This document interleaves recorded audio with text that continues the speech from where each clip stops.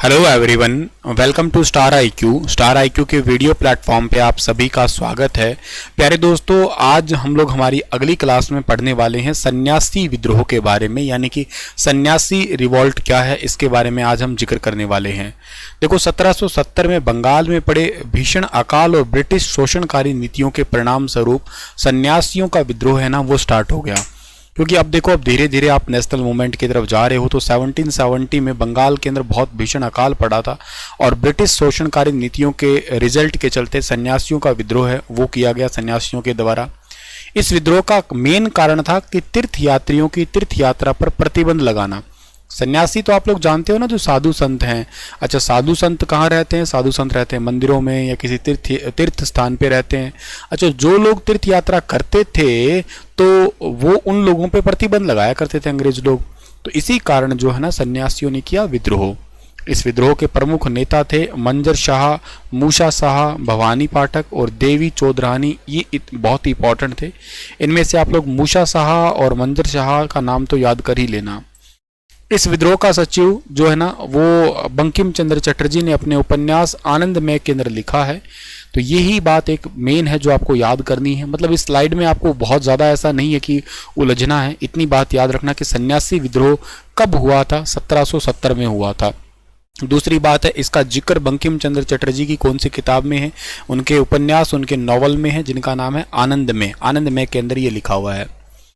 ऐसे ही एक वहाबी आंदोलन भी था। वहाबी आंदोलन 19वीं शताब्दी के चौथे दशक से 7वें दशक तक चलता रहा था। रायबरेली के सैयद अहमद भारत में इस आंदोलन के प्रवर्तक थे और ये अरब के अब्दुल वहाब से प्रभावित हुए थे, परंतु अधिक प्रभाव दिल्ली के एक संत शाह वली उल्लाह का था। ये एक्चुअली ऐसा ही कुछ आंदोलन था, संतों का ही आंदोलन था, वहाबी आंदोलन। तो बहुत ज़्यादा आपको इसमें याद नहीं करना, बस एक ही लाइन याद कर लेना आप लोग कि रायबरेली के सैयद अहमद भारत में इस आंदोलन के प्रवर्तक थे। आपसे पूछा जा सकता है बस इतना ही कि वहाबी आंदोलन के प्रवर्तक कौन थे, तो आप इतना याद कर लेना कि भारत के अंदर इसके प्रवर्तक थे सैयद अहमद। ठीक है, बस एक ही लाइन। अच्छा, इसके अलावा आप लोगों को याद रखनी है कूका आंदोलन के अंदर। अब कूका आंदोलन भी क्या है, वहाबी से ही कुछ मिलता जुलता ही था। धार्मिक आंदोलन ही चल रहे हैं ये बेसिकली। और बाद में जो है ना, राजनीतिक आंदोलन खैर धीरे धीरे ट्रांसफर हो गए थे। इनका एक मेन कारण बन गया था कि ये बेसिकली अंग्रेजों को बाहर निकालें। कूका आंदोलन की शुरुआत 1840 में भगत जवाहरमल के द्वारा की गई थी। मुख्यतः सियान साहब के नाम से इनको पुकारा जाता था। इसका उद्देश्य भी सिख धर्म में प्रचलित बुराइयों और अंधविश्वासों को दूर करके इस धर्म को शुद्ध करना था। और 1872 में इस आंदोलन के नेता राम सिंह को रंगून निर्वासित कर दिया गया, जहां इनकी मौत 1885 में इनकी मौत हो गई थी। खैर, आपको एक ही लाइन याद रखनी है अगेन इसमें कूका आंदोलन में भी, कि इस आंदोलन की शुरुआत 1840 में भगत जवाहरमल के द्वारा की गई थी, जिनका वास्तविक नाम, मतलब इनको सियान साहब के नाम से पुकारा जाता था। ठीक है, बस आपको यही 3-4 आंदोलन है। दोबारा रिवाइज करवा रहा हूँ। देखो, सन्यासी आंदोलन विद्रोह आपसे पूछा जाए 1770 में कहना है आपको, ठीक है ना। और इसका जिक्र बंकिम चंद्र चटर्जी के उपन्यास आनंदमय में किया गया है। एक तो ये लाइन याद रखनी है। वहाबी के लिए आप याद करना कि इसके जो बेसिकली मेन प्रवर्तक थे भारत के अंदर, जिसने इसको आगे बढ़ाया, मेन ओरिजिनेटर जो थे ना, इनका नाम क्या था? इनका नाम था सैयद अहमद। सैयद अहमद, इतना याद करना, रायबरेली यूपी से थे। इसके अलावा कूका आंदोलन की शुरुआत पंजाब के अंदर हुई थी 1840 में, भगत जवाहरमल के द्वारा हुई थी। इनको सियान साहब के नाम से जाना करते थे। बस थे सारे धार्मिक आंदोलन ही। ठीक है, जैसे कूका आंदोलन सिख धर्म के अंदर जो अंधविश्वास या बुराइयां थी उनको दूर करके धर्म को शुद्ध करना ही सीधा टारगेट था। कुछ ऐसे ही उस टाइम पे सोशियो रिलीजियस रिफॉर्म भी हुए हैं जो आपके एग्जाम पर्सपेक्टिव काफी इंपॉर्टेंट है। सामाजिक धार्मिक सुधार आंदोलन। तो भारतीय इतिहास में 19वीं सदी के पूर्वार्ध काल के अंदर जो है ना, बहुत सारे सामाजिक सुधार आंदोलन हुए थे। बहुत सारे लोग आए थे जिन्होंने स्टार्टिंग में तो यूं कहिएगा कि आपके धार्मिक सुधार के लिए ही वो आपके बनाए गए थे, इनके आंदोलन बने थे, या यूं कहिएगा उनके पूरे के पूरे ग्रुप बने थे। करते करते वो तर्कवाद, विज्ञानवाद, मानवतावाद, इन मूल्यों को भी अपनाते और राजनीतिक के अंदर भी धीरे धीरे वो प्रवेश हुए थे। तो तो मतलब भारतीय समाज के अंदर जो भी बुराइयां चल रही थी, कुरीतियां चल रही थी, उनको निकालना, उनको ख़त्म करना। इसके अलावा अंग्रेज़ों ने जो अंधविश्वास फैलाया था थोड़ा बहुत, उनको भी ख़त्म करना। इसके अलावा जो है ना, जो भारत का गौरवशाली इतिहास रहा है उसको हमेशा मेंटेन करना। ये सभी चीज़ों को साइंटिफिक तरीके से चीज़ों को प्रूव करना, इसके लिए कई सारे सोशियो रिलीजियस रिफॉर्म हुए थे। काफ़ी महत्वपूर्ण है, ये ध्यान रखिएगा आप लोग। जिनमें देखो सबसे पहला ये आंदोलन के आने के कारण क्या थे, reason for the rise of the moment, ये क्यों आए थे एक्चुअली। एक तो टेक्निकल डेवलपमेंट करवा रहे थे, इसके अलावा ये जो है ना भारतीय संस्कृति का संघर्ष, जैसे मतलब बेसिकली जो वेस्टर्न कल्चर था के अलावा जो इंडियन कल्चर था, इन दोनों के कन्फ्लिक्ट चल ही रहा था। अब हमारे कल्चर के ऊपर वो कल्चर हावी हो रहा था। जैसे फॉर एग्जांपल आज के टाइम में हम लोग केक काटते हैं, ठीक है ना, केक। अब ये केक जो है ना, ये एक्चुअली वेस्टर्न कल्चर का है ये, ठीक है ना। खैर मुझे पर्सनली केक बहुत कम पसंद है, पर मैं वैसे कह रहा हूँ कि केक जो है ना, ये वेस्टर्न कल्चर का है, हमारा है ही नहीं। एक्चुअली आप कभी भी केक खरीदने जाओगे तो देखना, आपको कभी एक किलो में नहीं मिलेगा, आपको पाउंड में मिलेगा, ठीक है ना, पाउंड के अंदर, सॉरी पाउंड में मिलेगा, पाउंड तो करेंसी है, पाउंड में मिलेगा। 1 पाउंड का, 2 पाउंड का, क्योंकि पहले आपको याद हो फिजिक्स में आपने कभी पढ़ा हो, FPS सिस्टम होता है। FPS मतलब फुट पाउंड सेकेंड। तो वो दूरी को मापा करते थे फुट में, और भार को मापते हैं पाउंड में, और सेकंड तो खैर टाइम है, ये बाद में इंटरनेशनल स्टैंडर्ड बना था SI, वो बात अलग है। तो ये ऐसे ही वेस्टर्न कल्चर और इंडियन का जो भी कल्चर है, तो उनके बीच में, जैसे भारत का कल्चर क्या है, भारत का कल्चर है दूध है, दही है, घी है, लस्सी है, ये भारत का कल्चर है।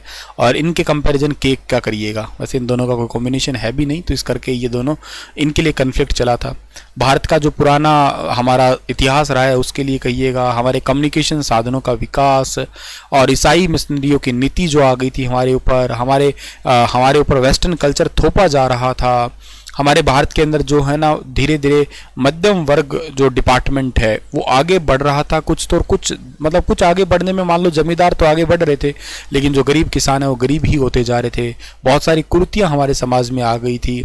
आर्थिक जो चीज़ें हैं, हम लोग मतलब फाइनेंशियली बहुत ही कमज़ोर हो गए थे। इन सभी से हम स्ट्रगल कर रहे थे, इसलिए ये सामाजिक धार्मिक आंदोलन आए थे। अब सामाजिक धार्मिक आंदोलन की अगर बात की जाए तो इनकी सीमाएं थी कुछ, आपकी मतलब इनकी बाउंड्री थी।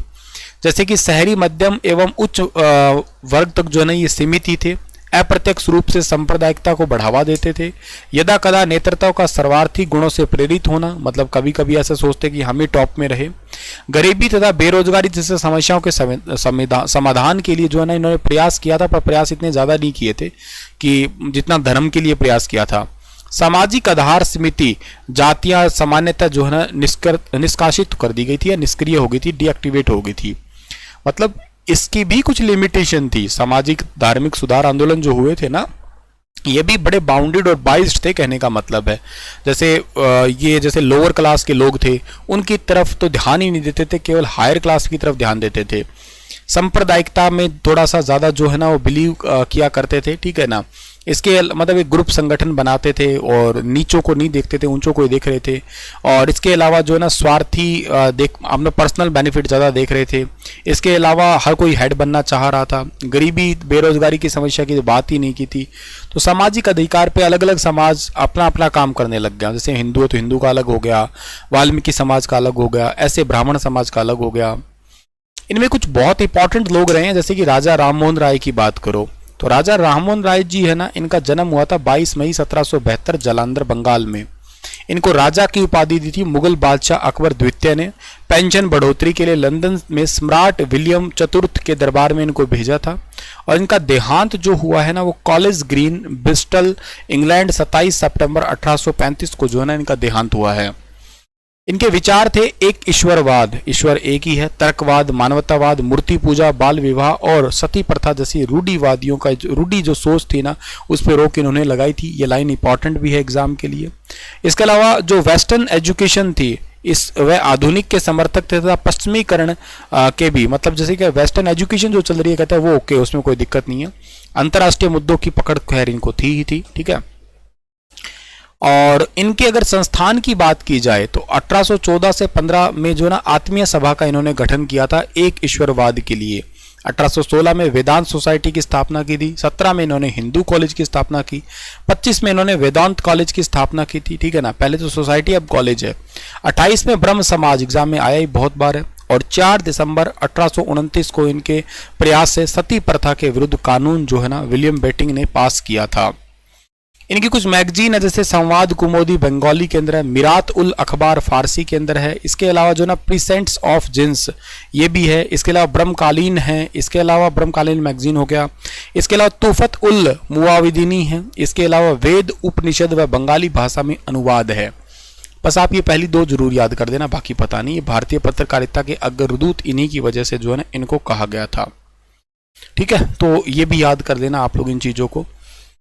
चलिए डियर, आज आप इतना ही करना। इसके बाद जो अगले आपके ब्रह्म समाज वगैरह आएगा ना, उनके बारे में हम बात करेंगे। उससे पहले मैं राजा राममोहन राय जी को कुछ सम्मान मिले हुए हैं वो और बताता हूँ। इनको युग दूत कहा गया है, इनको भारतीय राष्ट्रवाद का जनक, इनको भारतीय राष्ट्रवाद के पैगंबर भी, इनको जो है ना अतीत और भविष्य का बीच का एक ब्रिज भी कहा गया है, मतलब पुराने टाइम का और वर्तमान का। अच्छा, इसके अलावा भारतीय पुनर्जागरण का अग्रदूत भी कहा है इनको। ठीक है, भारतीय पुनर्जागरण के मसीहा भी है, आधुनिक भारत के जनक भी कहलाते हैं, और भारतीय पत्रकारिता के अग्रदूत भी है। इसके अलावा जो है ना इनको नव जागरण का अग्रदूत, नव प्रभात का तारा, ये सारे नाम जो है ना इन्हीं के ही है। इनको ये ऑनर या अवॉर्डेड सम्मानित किए गए थे ये इसी नामों से। ठीक है, चलिए मिलता हूँ अगली क्लास में, तब तक के लिए अपना ख्याल जरूर रखना। Thank you so much.